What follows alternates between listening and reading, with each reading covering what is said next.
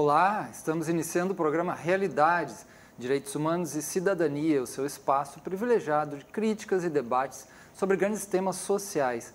Hoje a gente conversa sobre o tema Violência e Juventude e para isso a gente convidou aqui Alexandre Simão, que é professor do Centro de Educação da Universidade Federal de Pernambuco, e temos também a presença do Silas Rocha, que é diretor da ONG NEINFA lá no COC, na comunidade do COC, e também é psicólogo.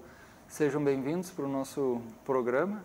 Há tempo já que tentávamos gravar esse tema, justamente trazendo também o pessoal dessa importante ONG, faz um trabalho muito bonito aqui em Pernambuco, que é vocês vão explicar para nós depois, assim, todo esse trabalho bonito lá na comunidade do COC. E estamos aqui, Alexandre? Eu gostaria de ouvir inicialmente de vocês um pouco essa trajetória social, essa trajetória como professor. Alexandre Silas também é psicólogo, mas também está iniciando como professor também. Um pouco essa trajetória lá dentro, principalmente da comunidade. Antes de tudo, eu quero agradecer o convite. De fato, faz tempo que eu estava devendo essa conversa que você tem convidado a gente faz um certo tempo para participar aqui do Realidades. A minha trajetória é um tanto quanto curiosa, porque, de fato, eu não almejava me tornar professor, menos ainda professor universitário. Foi uma casualidade. Eu fazia o curso de edificações na antiga Escola Técnica Federal de Pernambuco, me encontrei com um professor logo no primeiro período, tinha uma trajetória também muito interessante na relação com a juventude e com a comunidade do COC, que era o professor Xerxes Luna. Ele fazia exatamente um trabalho com as mulheres, com os jovens lá no COC e convidava os estudantes da disciplina que ele ofertava. Eu fui, acabei ficando, já se vão 30 anos, e foi exatamente essa experiência lá na comunidade do COC, no NEINFA, que me fez escolher o curso de pedagogia, que me preparou como professor. Daí foi uma sequência mais ou menos pensada dentro dessa atuação junto com a comunidade, o mestrado em educação, o doutorado em sociologia. E agora está lá no Centro de Educação, e aí, onde tem também ao centro. Um grupo importante de pesquisas e práticas, que é o grupo de Educação e Espiritualidade. De Educação e Espiritualidade. É uma linha de pesquisa, praticamente. É uma linha de pesquisa. Que as pessoas não têm muito essa conexão, educação e espiritualidade, E aí a questão social, como é que vocês ligam isso? É religião, não é? O que é? Acho que esse é o primeiro ponto, Primeiro, acho que foi uma grande luta e uma vitória convencer os pares da educação da importância de pensar essa relação com a espiritualidade sem vincular diretamente com o campo religioso. A gente pensa a espiritualidade como uma dimensão humana, uma dimensão intrínseca ao mundo do humano, que tem a ver com o campo da ética, com o campo dos valores mais fundamentais, que obviamente atravessam as relações que a gente estabelece, em diferentes campos, em diferentes níveis.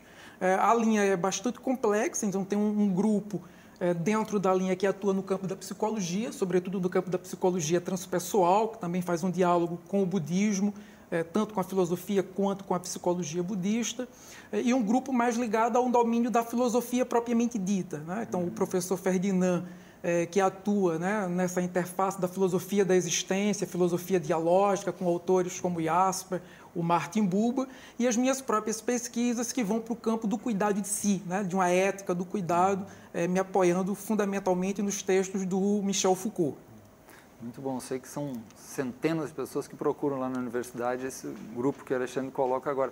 E nós temos a presença também aqui do Silas Rocha, que tive a alegria de ser professor dele lá na comunidade do COC, quando eu dei aula de violão um tempo lá, ensinava violão para os meninos, e ele era um menino lá. E depois tive a alegria também de tê-lo como aluno no curso de Psicologia da Universidade Federal de Pernambuco. Um pouco da sua trajetória. Sim. Desde já eu também quero agradecer o convite feito pelo professor Marcelo, para estar aqui hoje conversando junto com o professor Alexandre sobre essa temática, que do ponto de vista existencial e também acadêmico, muito me interessa e muito me toca. E agradecer sobretudo porque, como eu aprendi também lá no NEINFA, lá no COC, o convite sempre expressa a confiança de quem convida no convidado. Então, é por essa confiança expressa por esse convite que eu, de fato, agradeço por estar aqui hoje.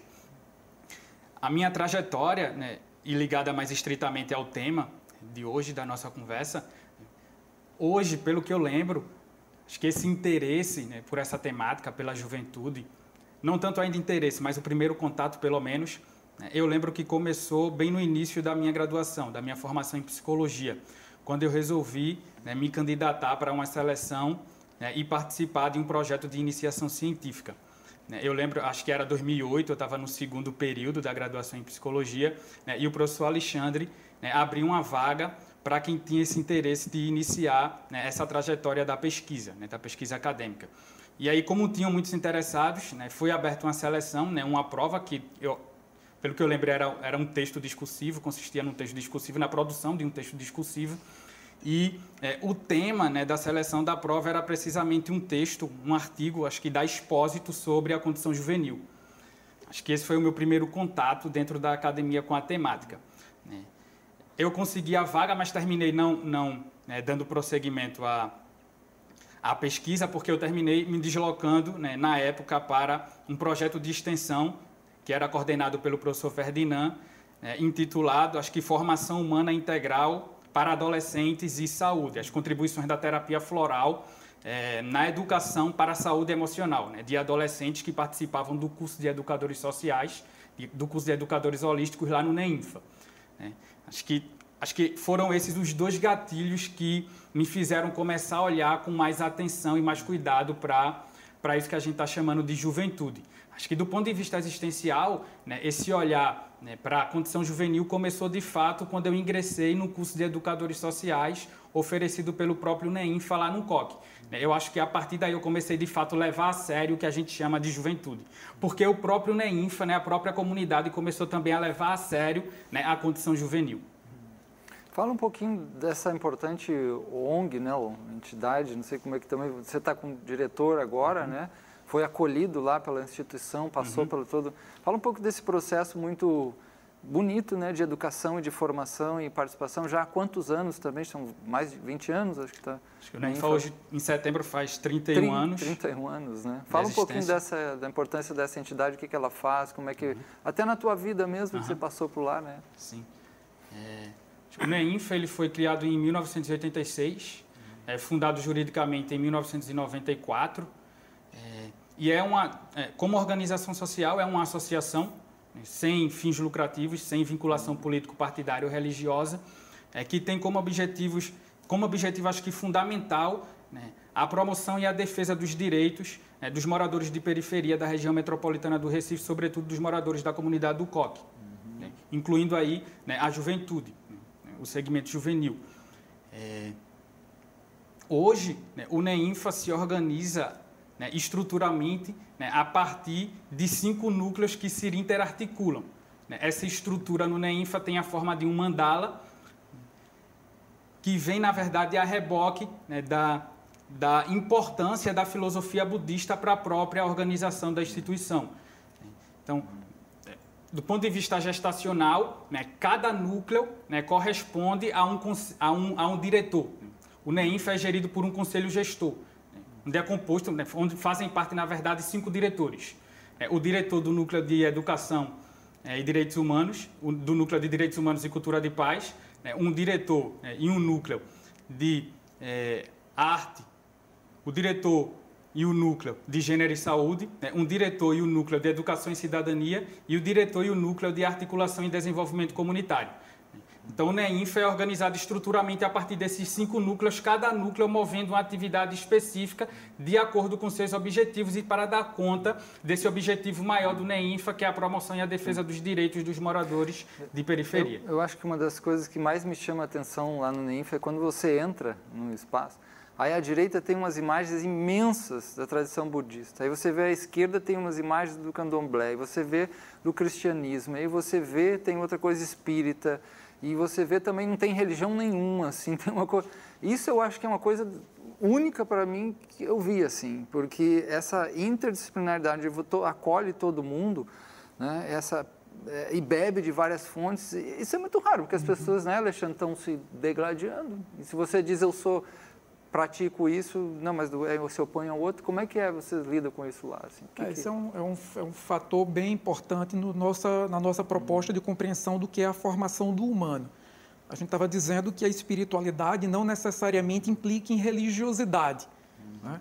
Mas, sem dúvida alguma, a dinâmica e a experiência religiosa é uma das experiências mais arcaicas, digamos assim, no sentido de enraizadas na cultura de diferentes civilizações, e é um aspecto da nossa humanidade que a gente não tem como não discutir. E aí uma das questões que o NEINFA, eu acho, de uma maneira muito significativa levanta, é que se a gente não consegue respeitar para além de tolerar, né? Porque o respeito é muito mais do que a mera tolerância, né? Do que a mera convivência, cada qual no seu espaço, né? O respeito implica que você tenha a disponibilidade de dialogar, né? De se aproximar, de conhecer, sobretudo. Então, o NEINFA, na proposta formativa, tem isso, né? Então, se a gente não consegue dialogar, se aproximar desses valores, né? Sobretudo os valores religiosos, que são tão sensíveis, né? Tão delicados, porque dizem de valores muito profundos, né? Das convicções, das crenças que nos movem, fica muito difícil pensar uma formação humana numa sociedade democrática, né? Que é atravessada pelo pluralismo de ideias, de crenças, de valores. Então, o NEINFA ele tem um pouco essa dimensão que a gente joga, no sentido forte da palavra jogar, porque a religiosidade entra numa dimensão muito lúdica. Então, a gente exatamente aproxima, né, diferentes tradições espirituais, diferentes tradições religiosas, nessa perspectiva de incentivar esse respeito, essa aproximação sem alergia, né, ao outro, à diferença. E a gente está falando tudo isso, a questão dessa importante ONG, da experiência assim ímpar da comunidade do Coque, porque o nosso foco aqui é a juventude. O que essa entidade, o que essas pessoas, o que essa visão que tem bastante plural trouxe e modificou na vida dos jovens, né? E trouxe. Como é que vocês percebem essa força? O que vocês, o que o NEINFA, o que um professor, um cuidador, alguém que se interessa pelo jovem, qual é a magia que faz para ele agregar e trazer essas pessoas, como a gente sabe que esse trabalho importante tem sido feito lá dentro? O meu juízo, o primeiro ponto é o reconhecimento desse jovem como sujeito de uma cultura, né, como sujeito do seu próprio tempo, né, como sujeito de sua própria vida, porque essa é um grande nó para a gente que pesquisa juventude, e mais exatamente as juventudes no plural. Esse talvez seja o grande desafio educativo, pedagógico, porque, via de regra, né, a educação ela pensa o jovem, ela pensa o adolescente como objeto de uma intervenção. Então, ela se organiza, a gente se planeja a partir daquilo que a gente entende que é importante, que é necessário para aquele jovem, uma série de dispositivos, de intervenções, de conteúdos, estratégias. Me parece que o ponto fundamental aqui é a gente inverter um pouco o olhar, né? A gente perceber que a criança, o jovem, o adulto, eles são sujeitos da educação. Não é à toa que desde os anos 90, depois de uma luta histórica muito importante, a gente consegue, com o Estatuto da Criança e do Adolescente, e mais recentemente com a Política Nacional de Juventude, reconhecer o adolescente e o jovem como sujeitos plenos de direitos. E se a gente aborda, se a gente se aproxima do jovem com essa perspectiva, então me parece que de imediato tudo muda. Porque ao invés de pensar uma educação para o jovem, você começa a desenvolver como educador principalmente uma escuta em relação ao mundo desse jovem, com as suas tensões, com os seus limites, mas sobretudo com as suas potencialidades. E daí pensar a educação e a formação com ele, né? Com eles, com elas, levando em consideração esses limites e essas possibilidades que atravessam essas existências, que de uma maneira muito provocadora, são eles e elas exatamente que nos movem, né? Que nos deslocam, porque sem o elemento, sem a energia da juventude, a gente tende, via de regra, a reproduzir aquilo que nós já aprendemos e aquilo que nós já sabemos. Uhum. Quando a gente estava montando esse programa, até conversando com os nossos convidados, que o nosso tema é juventude e violência, a gente também está falando a questão, ligando diretamente ao trabalho na periferia. Aí eu acho que é importante a gente poder conversar um pouco de desconstruir isso, né, até com dados ou com visão mais profunda, porque se olha muito assim, onde é que está a violência? É a periferia. Nesse sentido, qual é a imagem que as pessoas tinham e têm, por exemplo, da comunidade do Coque? E que você trabalhou isso também um pouco. Esse é um ponto chave, né, dos processos formativos que a gente desenvolve dentro e fora do NEINFA, que diz respeito a todas as comunidades periféricas subalternizadas do nosso país. porque a gente pensa exatamente a periferia e o jovem de periferia.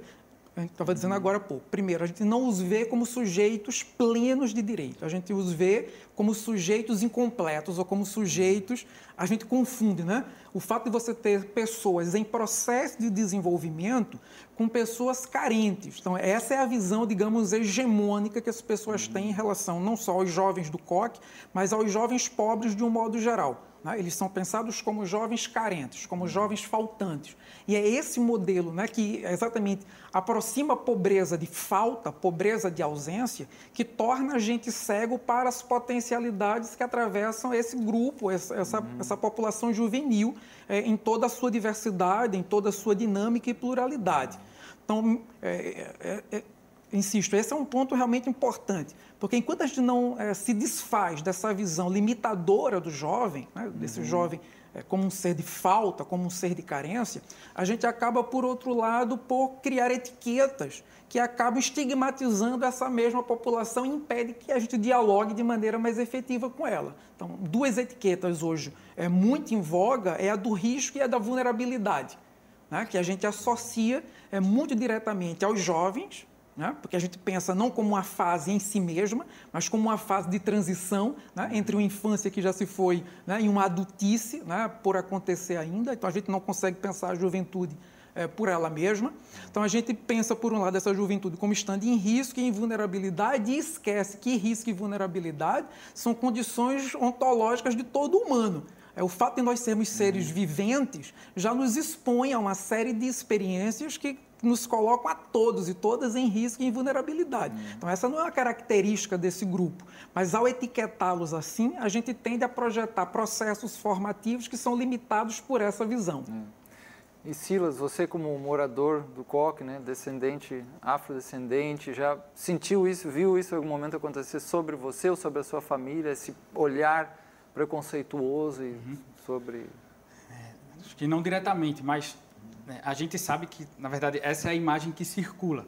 Essa é a descrição, há uma descrição que circula sobre a população juvenil, como o professor Alexandre falou, que, na verdade, é uma descrição muito midiática, uma descrição midiática que é atravessada por signos, né, e cifras negativas, né, sobre a vida dos jovens, né, das comunidades periféricas, que a gente sabe, né, que não se trata apenas disso.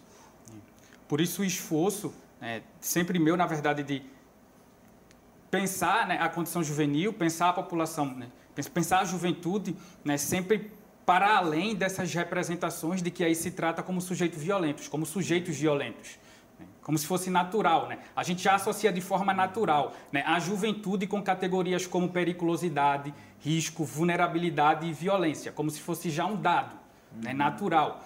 Né? E por isso eu prefiro sempre, quando falo de juventude, né, pensar na minha própria experiência. Pensar a juventude sempre a partir de outras imagens, pensar a juventude sempre a partir de um outro ponto de vista que não esse que está aí, que circula. E pensar, né, a juventude, né, sobretudo, mais especificamente no meu caso, a partir de determinadas experiências sociais, determinadas experimentações sociais, né, que propõem, né, um outro modo de dizer, um outro modo de fazer, um outro modo de ser jovem, como foi a experiência que eu vivi dentro do NEINFA. E acho que o diferencial, né, pelo menos para mim, né, como um jovem que participou de atividades dentro do NEINFA, está basicamente ligado também ao que o professor Alexandre acabou de dizer, né, há pouco. Está exatamente na possibilidade, né, do NEINFA, né, eu como aluno do NEINFA, como vivi essa experiência no NEINFA, né, de fato escutar, né, o jovem, escutar os desejos do jovem, escutar mesmo a angústia, o medo dos jovens, né, durante esse período, porque a nossa sociedade, na verdade, nossa sociedade tenta a pensar o jovem e a ver a juventude, né, como aquela população sobre a quem a gente fala, né, mas nunca sobre, né, o jovem como sendo protagonista da sua própria voz, da sua própria fala. Certo. Silas, de aluno, também se tornou professor de meditação, professor de yoga, professor substituto também da Universidade Federal. Mas a gente faz um intervalo e volta logo a conversar no tema aqui, juventude e violência.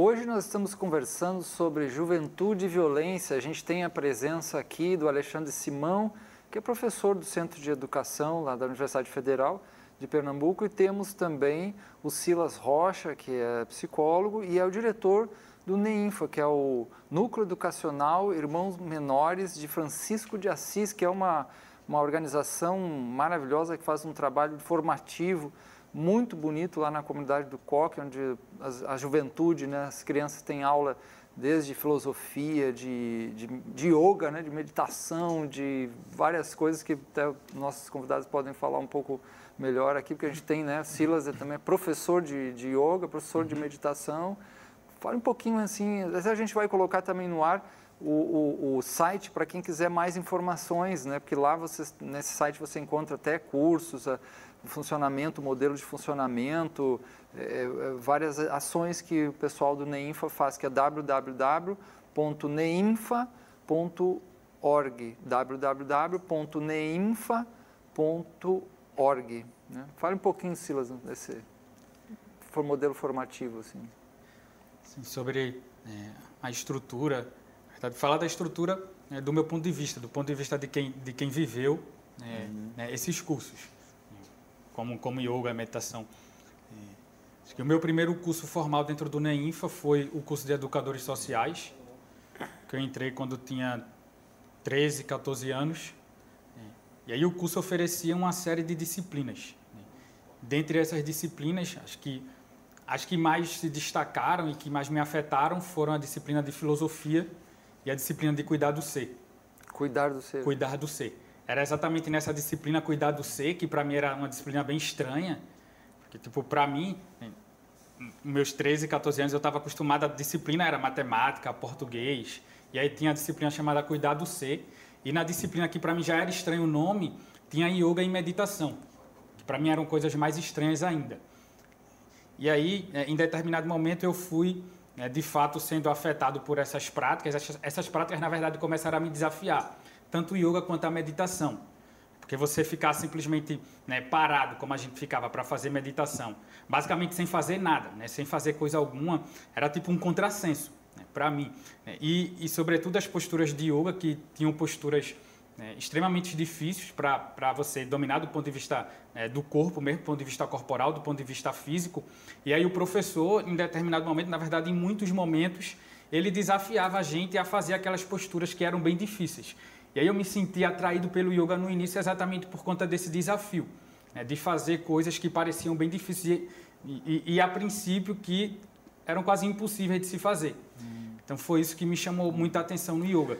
Mas depois, com um processo mesmo, depois no curso de Educadores Holísticos, essa disciplina se repetiu e eu entrei no curso de Educadores Holísticos como monitor dessa disciplina de cuidar do ser. O yoga passou a ser para mim, na verdade, mais como uma ascese. Não uma ascese no sentido de afastamento, de recusa, de renúncia do mundo, mas, na verdade, um instrumento, uma prática espiritual de fato. Uma paraskel, uma ferramenta que me permitia lidar de uma outra forma com o meu próprio corpo e com as situações que iam acontecendo ao longo da minha própria vida. Sim. E o Alexandre, que é um pesquisador aí da educação, como é que vê esse tipo dessas práticas, a influência dela, por exemplo, para a juventude? Já que a gente está falando aqui violência, envolve conflito, envolve várias questões aí emocionais e interiores. Essas práticas corporais e mentais, ou esse modelo de formação que tem no NEINFA e em outras entidades, começam a perceber a importância dessas formações, por exemplo, de prática integrativa de saúde, como está ligado a isso, ou processos corpo-mentais. Isso é algo importante para a educação? A educação esqueceu disso? Ou como é que você vê isso, a educação da juventude nesse aspecto? Essa é outra questão bem tensa. Eu não diria que a educação esqueceu. Eu diria que a educação, sobretudo estou falando de um modelo de educação que a gente herda com o processo de modernização. A educação, ela sistematicamente vai recusar esse tipo de compreensão do que significa educar outrem. Nós todos somos filhos, filhas, herdeiras de um modelo educativo que tem um foco muito estrito, inclusive num controle e numa docilização dos corpos. Digamos, essa é uma tese básica defendida pelo próprio Michel Foucault, uma das suas obras mais famosas, que é Vigiar e Punir. que mostra como não só a escola, mas como um conjunto de instituições, incluindo o hospital, né, o presídio, o Exército, são instituições que elas vão se colocar a reboque dessa dimensão do corpo, na medida em que essa dimensão ela diz da nossa potência, das nossas possibilidades, da capacidade que a gente tem de intervir na vida de uma forma não reativa. Então, a gente tem um processo educativo que ele é muito centrado, primeiro, na cognição, né? E uma cognição, em uma ênfase cognitiva muito focalizada no domínio instrumental de conteúdos específicos. Então, me parece que essa é a grande contribuição da chamada educação não escolar, ou educação não formal, que é a educação, por exemplo, própria aos movimentos sociais, a educação popular, né, ao conjunto de organizações que atuam na sociedade civil, que enxergam exatamente a educação por uma outra perspectiva. E exatamente nesse outro lugar, o corpo tem uma centralidade vital, porque todo o processo de formação mais sutil e mais complexo, né, atravessa exatamente essa dimensão do corpo. Porque não adianta dizer para o sujeito, seja ético, né? Seja isso, olha que as leis, siga as leis, uma questão meramente racional, mas quando talvez você cria toda uma dimensão corpórea, emocional, de grupo, né, de ambiente, esse é um ponto bastante importante, né? Falando nisso, os jovens, que é um tema fundamental que vocês pesquisam e trabalham, quais os grandes sofrimentos dos jovens? Aqui o nosso foco está mais na questão da periferia mesmo. Quais os grandes desafios e sofrimentos dos nossos jovens hoje na periferia? Eu diria, antes de tudo, quer dizer, a ausência de territórios, né, de locais na própria cultura, na própria sociedade, para que eles possam expressar aquilo que eles são, aquilo que eles pensam, aquilo que eles sentem. Né? Como a gente estava discutindo, de uma maneira hegemônica, as organizações, as instituições sociais estão sempre se preocupando em falar para, né? Em oferecer coisa para, mas tem pouca sensibilidade, pouco espaço para que esses jovens possam expressar eles mesmos aquilo que eles pensam, aquilo que eles sentem, fundamentalmente aquilo que eles são.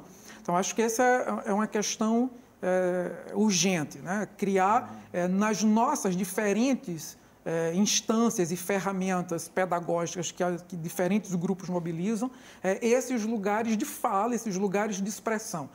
O segundo ponto é a gente poder reconhecer a pluralidade de experiências culturais, políticas, estéticas, sociais que atravessam as nossas juventudes. Né? Essa é uma outra dificuldade, porque como a gente vem de um modelo educativo muito padronizado, a gente tende a oferecer um modelo do que a gente entende que é educação. Se a gente ouvisse mais os jovens, a gente ficaria muito mais sensível para a quantidade significativa de experiências diversas que eles atravessam e a gente poderia reconhecer e incorporar essas experiências como elementos da educação que a gente está tentando promover juntos. Ou seja, a gente não ouve as pessoas e alguns, né, ou não faz nada, ou quando faz é uma coisa de cima para baixo, né? Achando que as pessoas devem engolir aquilo conforme a gente quer, digamos assim, né?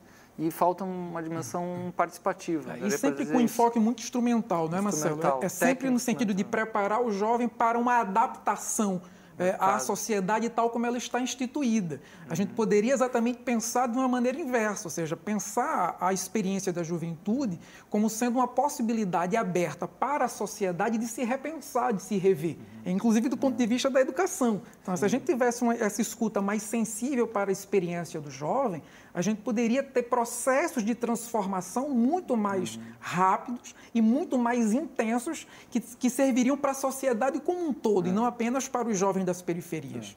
Quer dizer, a gente olha a situação e diz, não, esse é rebelde, é maconheiro, é safado, é não sei do que, um monte de rótulo em cima, né, não se adapta, é anormal, mas não vê o que aquilo pode estar dizendo como necessidade de transformar esse modelo, nesse modelo de relação, de que não tem escuta, que não tem, né, talvez o jovem, essa sangue novo, vá para uma direção de uma visão muito mais profunda das necessidades que estão... Como é que você vê lá, Silas, na comunidade, esses sofrimentos, essas necessidades dos jovens? O que é o que mais aparece, assim, que é importante para um morador, assim, da periferia hoje, assim, da onde você vive, conhece? Normalmente, quando a gente fala de juventude e violência, né, a gente já pensa a violência, pensa, na verdade, a juventude, o jovem como sujeito, mas como sujeito da violência, como sujeito violento. Mas a gente não percebe que tem antes uma violência estrutural da própria desigualdade social que fere a dignidade do próprio jovem, que fere o jovem em sua própria autodignidade. Então, eu acho que se há um sofrimento, é exatamente, né, esse sofrimento que o jovem sente, onde ele é ferido na sua própria dignidade, na sua dignidade básica. Há uma dignidade básica no jovem, na juventude de uma forma geral, né, que termina sendo ferida através dessa violência estrutural que é anterior a essa violência que a gente diz, né, normalmente que o jovem comete. Então, acho que se a gente fosse mais sensível para prestar atenção, né, e escutar esses tipos de sofrimento, né, e reconhecer, antes de tudo, como direito de base, essa autodignidade, né, do próprio jovem, acho que as coisas poderiam ser bem diferentes. E eu acho que é isso que acontece do ponto de vista do NEINFA, né, falando como alguém que viveu a experiência. Porque, por exemplo, você tem, né, no NEINFA, né, como a gente estava dizendo, o NEINFA, né, ele é organizado estruturalmente a partir de 5 núcleos que se interarticulam. Cada núcleo é representado, por exemplo, por uma inteligência búdica, por um Buda, por uma inteligência compassiva. Então, né, o núcleo de arte e cultura, né, é representado pelo Buda azul, né, o núcleo de gênero e saúde pelo Buda amarelo, o núcleo de educação e cidadania pelo Buda vermelho, né, o núcleo de articulação e desenvolvimento comunitário pelo Buda verde e o núcleo central, que é o núcleo de cultura de paz e formação em valores humanos, é representado pelo Buda branco. Então, aí você tem, cada núcleo tem um diretor, né? Cada diretor é um jovem da própria comunidade. Então, ao invés de você pensar, por exemplo, o jovem como aquele, né, como ator, né, da violência, como quem está, né, produzindo a violência, né, você começa a pensar o jovem a partir de um referencial positivo. Não, então, o diretor, por exemplo, é desafiado a incorporar a inteligência de um Buda desse, do Buda azul, por exemplo, né, ou do Buda amarelo. Eu, por exemplo, fui colocado, né, desde 2010, mais precisamente, mas acho que como vice desde 2006, a estar nesse lugar, né, como diretor do Núcleo de Gênero e Saúde. E tendo o desafio de assumir, por exemplo, inteligência que é a inteligência do Buda amarelo, que é o Buda Ratnasambhava, que representa a generosidade, nossa capacidade de acolhimento, de cuidar dos outros, de ver o que o outro tem de melhor, de positivo. Então você, né, muda a perspectiva, você muda a paisagem, né, e você consegue entender melhor, né, e produzir melhor outros referenciais. Você começa a olhar o jovem a partir de um referencial positivo. E eu acho que é isso que está faltando. Muito interessante porque Silas Rocha ele é psicólogo, né, estuda muito a psicologia budista, que tem essas metáforas muito bonitas, né, dessas mandalas de você representa, né, algo que chama de inteligência, uma força, uma capacidade de poder criar em cima daquilo, né, dos direitos humanos. Um constrói, o outro é mais combativo, o outro, né, mais acolhedor. E de alguma forma são capacidades e potencialidades que precisam se desenvolver não só na juventude, mas em todos, né? Falando nesse ponto, potencialidades, o que vocês veem, né, como potencialidade que está sufocada nessa juventude, principalmente de periferia? Como é que vocês veem essas potencialidades que, quando se desenvolvem, né, se tornam coisas muito bonitas e criações muito bonitas, né? Talvez uma das potencialidades mais vivas e mais evidentes da condição juvenil é exatamente a capacidade de questionar, né? A capacidade de colocar em questão, de tornar problemático aquilo que para nós já se tornou, como se lhe dizia, natural ou naturalizado ou objetificado. O interessante é que como a nossa cultura enxerga isso. A gente tem uma visão muito estreita e negativizada disso que é a principal potência disruptiva da condição juvenil, né? Que é de nos fazer, né, de nos colocar em questão, que é uma afinidade que a condição juvenil ela tem com o próprio gesto de filosofar. Então, assim, na sua origem, na sua raiz, o gesto filosófico ele é um gesto juvenil, porque ele é um gesto que coloca em questão, mas a nossa cultura ela enxerga isso como um sinal de transgressão. Né, como se o jovem ele tivesse fadado, né, a transgredir no sentido negativo aquilo que é o normativo, aquilo que é o ideal, aquilo que é o regulamentado. Quando isso, na verdade, é uma potência, né, instalada, viva, nesses sujeitos, nesses adolescentes, nesses meninos, nessas meninas, que poderia ser muito benéfico para o conjunto da sociedade como um todo. Porque isso nos, inclusive, tiraria a gente desse lugar que me parece que é muito ruim para a cultura como um todo, que é esse sentido fraco de senso comum, que é a gente achar que o senso comum é a convicção daquilo que a gente já pensa, né? É colocar a gente de novo no mesmo lugar que é o lugar do já pensado. Então, me parece que a primeira grande potência da juventude é nos desinstalar, né, desse senso comum, fazendo com que a gente questione a nossa própria vida, a nossa própria institucionalidade. Certo, depois vamos falar das outras potencialidades, né? Mas agora a gente tem que fazer aqui um pequeno intervalo e voltamos logo a conversar sobre esse tema aí da juventude e violência aqui com os nossos convidados. Até daqui a pouquinho.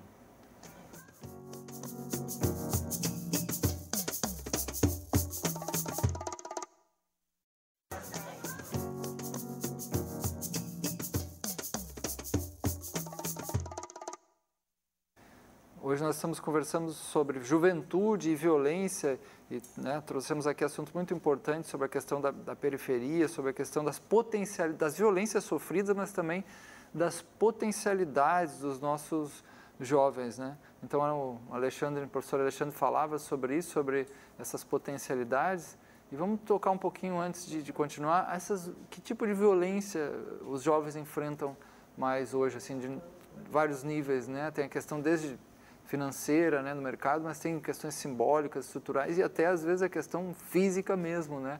Que a gente olha muito, como vocês falaram, como causador, mas também que tipos de violações e violências mais comuns, principalmente no jovem de periferia. Acho que a principal violência que os jovens, sobretudo os jovens pobres, os jovens periféricos das nossas cidades sofrem, está diretamente associada a essa simbologia negativizada da própria condição juvenil, né? Ao ponto que a gente chega a pensar essa relação juventude e violência quase como que uma relação naturalizada de causa e efeito.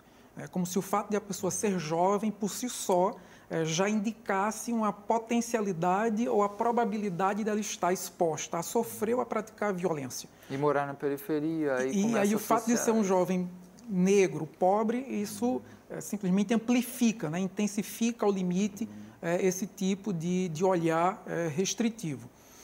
Claro, a gente não pode desconhecer que essa dimensão ela tem um certo reflexo no real. A própria Unesco tem publicado pesquisas sistemáticas chamadas de mapas da violência, que são dados interessantes para criar uma certa referência para a gente entender essa problemática que afeta os jovens, sobretudo os jovens brasileiros. Mas o risco aí é a gente confundir o mapa com o próprio real. Né? O mapa da violência, como o nome diz, ele cria pontos de referência para a gente pensar o que é que está em questão.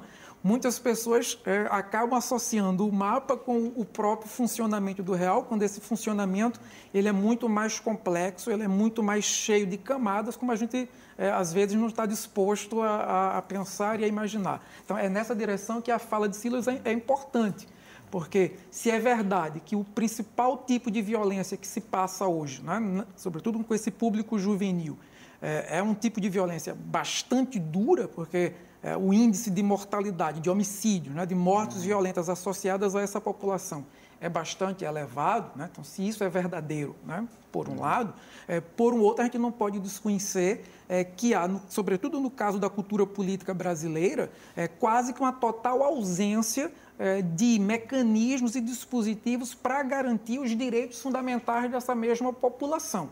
Então, nesse aspecto, né, a gente vive uma contradição muito grande. Eu até diria que hoje a gente tem as condições para uma tempestade perfeita, porque nós lutamos, como a gente dizia, durante décadas para garantir um marco regulatório básico mínimo para garantir os direitos fundamentais dessa população. No início do governo Lula se construiu, né, a partir do esforço coletivo de toda a sociedade, um marco, né, representado na Política Nacional de Juventude. E desde os últimos episódios que a gente tem vivido na cultura política brasileira recente, todo esse marco regulatório, todos os programas vêm sendo sistematicamente desmontados. Então, não é à toa que a gente olha, né, para o nosso próprio cotidiano e a gente vai se deparar né, com o crescimento desses dados, dessas informações de violências atreladas ao público juvenil. Parece uma ligação Mas é preciso direta, ter um olhar mais amplo para ver exatamente o que nós estamos desmontando, o que nós estamos colocando fora, né, e o que exatamente amplifica essa exposição dos jovens a essas situações de precariedade e, consequentemente, de violência. Uma ligação muito direta que não pode ser ignorada, não responde tudo, mas, né, essas ameaças, todas essas garantias de direito que estão sendo jogadas muitas para baixo, abaixo, né, e o aumento, a reação evidente aí dentro. E sobre essas potencialidades, né, como é que vocês veem as potencialidades desses, um pouquinho mais explorar essas potencialidades? O que se pode fazer nessa situação de mais dificuldades? Como a gente lidar e explorar as potencialidades, né? Crescer aí dentro é possível? Apostar nas pessoas quando é difícil apostar, por exemplo. Acho que tem uma potencialidade própria da condição juvenil, própria dos jovens, que é, acho que a capacidade e a potencialidade para estar juntos. Acho que hoje, como formador do NEINFA, mas também como estava vivendo minha experiência como aluno, eu vivia junto de muitos outros jovens. E hoje, observando os jovens, mais jovens que eu, eles ainda têm essa capacidade, essa potencialidade de estar juntos. Eu acho que se a gente explora bem essa capacidade, que é também para mim um potencial, que os jovens têm de estar juntos, né, fazer coisas juntos, criar juntos, a gente poderia fazer outras coisas, explorar outras capacidades, né, e outras potencialidades, né, que os jovens poderiam manifestar que sozinhos, acho que eles não conseguiriam dar conta. Acho que essa capacidade que o jovem tem de estar juntos, de andar juntos, de fazer coisas juntos, deveria ser mais explorada, do ponto de vista não só educacional, mas social. Que ações, que modelos de educacional ou formativo vocês vislumbram? Eu sei que algumas coisas disso provavelmente vocês têm a própria experiência, né? Mas vislumbram como possível para a gente fazer, digamos, essa formação, essa potencialidade de crescer, né? Alexandre também pesquisa muito sobre isso. Que ações, que modelos de formativo educacional vocês sonham em colocar e implementar para que isso possa crescer essas potencialidades? Eu não sei se é exatamente modelos, porque o risco, quando a gente pensa a partir desses modelos ou ideais, é a gente exatamente ficar um pouco prisioneiro, né, de uma certa visão, e esquecer exatamente de escutar e de perceber o que os próprios jovens nos seus territórios têm enquanto demandas próprias. Mas uma coisa que me parece comum aos diferentes grupos que lidam com a população juvenil, nas suas mais diferentes características de relações étnico-raciais, relações de gênero, de identidades e orientações sexuais, por exemplo, é essa compreensão de que não é possível você educar com os jovens, né, de você desenvolver processos educativos com esses sujeitos, sem levar em consideração algumas dimensões muito básicas da própria experiência e do fato de ser jovem. Então, a gente já falou de algumas delas aqui, né, o questionamento, a potencialidade do estar junto, a capacidade de criar, mas uma coisa fundamental, né, em todo o processo formativo que atravessa o campo, né, dos grupos juvenis e que a gente não pode não perceber, né, ou não se dar conta, é que todo o processo formativo que a gente conhece, que a gente mapeia, que a gente cartografa, que vê que tem resultados positivos com esses grupos, tem uma ênfase muito grande no campo da cultura e, sobretudo, no campo da estética, no campo das artes. Não é à toa que a gente está falando aqui, né, de transgressão, de criação, do estar juntos. Então, é muito importante para todo o processo educativo, né, que vai ser compartilhado com os sujeitos jovens, essa dimensão estética, né, essa dimensão que não é só a estética como uma obra de arte, né, objetivada fora da gente, mas é uma compreensão de estética como a estese, né, como alguma coisa que passa pelo corpo, que passa pelos sentidos, que passa pelos afetos, né, que passa pelas emoções, pelos sentimentos. Então, as grandes experiências, e eu digo grande, não é grande em escala, eu digo grande intensidade na capacidade de afetar a formação desses jovens, inevitavelmente passa por essa dimensão da estética, da arte, da cultura do corpo, né? Porque é básico. Esse caminho que o professor Alexandre traz parece ser, até onde eu estudei e vi, um dos pontos essenciais para os modelos de reconciliação, onde há desagregação social, por exemplo, na Colômbia, África do Sul, até mesmo no Brasil, que a gente passa situações quase de guerra também. E parece que esse, Alexandre, é um dos pontos essenciais, né? Você deu uma mapeada, algum desses processos de que vão na direção de uma cultura de paz, o que elas trazem, essencialmente, o que elas trazem, assim? Então, fundamentalmente, né, a centralidade desse jovem presentificado num corpo, sem esses dualismos aqui, a própria educação e a pedagogia ocidental estão atreladas, né, mente, corpo, corpo, espírito, razão, emoção. Então, essa presença viva do jovem manifestada no corpo e a colocação de uma série de dispositivos que muitas vezes não são tão sofisticados assim do ponto de vista do investimento que se possa fazer do ponto de vista educativo, porque são experiências culturais, estéticas que estão vivas nos próprios territórios de pertencimento desses jovens. Então, basta você colocar em contato esses jovens com música, com teatro, com dança, né, nas suas mais variadas formas de expressão, e você já vê em pouco tempo como isso tem um efeito extraordinário, não só na vida deles, né, mas na vida de toda a rede a qual ele se encontra vinculado. Eu fiquei pensando aqui que não é uma pergunta muito boa para se fazer para os convidados, que é bem difícil, que eu pensei assim, na próxima eleição para prefeito, digamos que, uma hipótese, né? Vocês são eleito prefeito e vice-prefeito.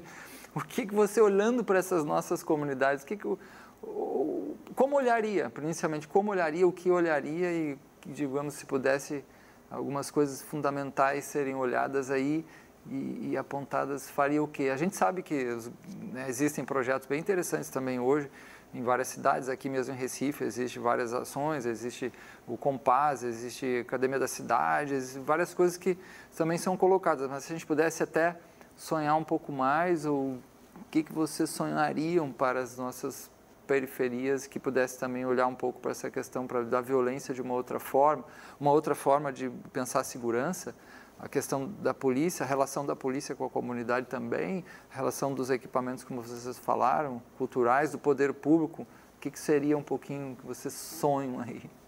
Brevemente, assim, Recife, Pernambuco, tem uma tradição de luta política que ela é histórica, né? E tem uma tradição cultural muito viva, atrelada a esses processos de resistência política.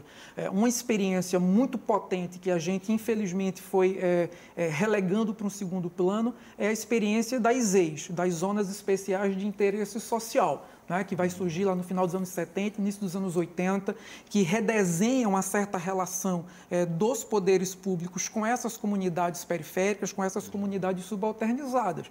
Eu penso que um primeiro passo seria a gente retomar digamos, a experiência motriz, né, das ZEIs, pensando essas ZEIs não como zonas de exceção, mas talvez como zonas de experimentação política, como zonas de experimentação cultural, zonas de experimentação pedagógica, onde você, ao invés de simplesmente levar um projeto pronto dos órgãos governamentais para as comunidades, você pudesse potencializar aquilo que já existe na comunidade, e tem muita coisa acontecendo nessas comunidades, de modo a dar autonomia para que os sujeitos das comunidades pudessem eles decidir que tipo de projetos eles gostariam de potencializar, a partir daquilo que é próprio daquela comunidade, daquilo que lhe é singular.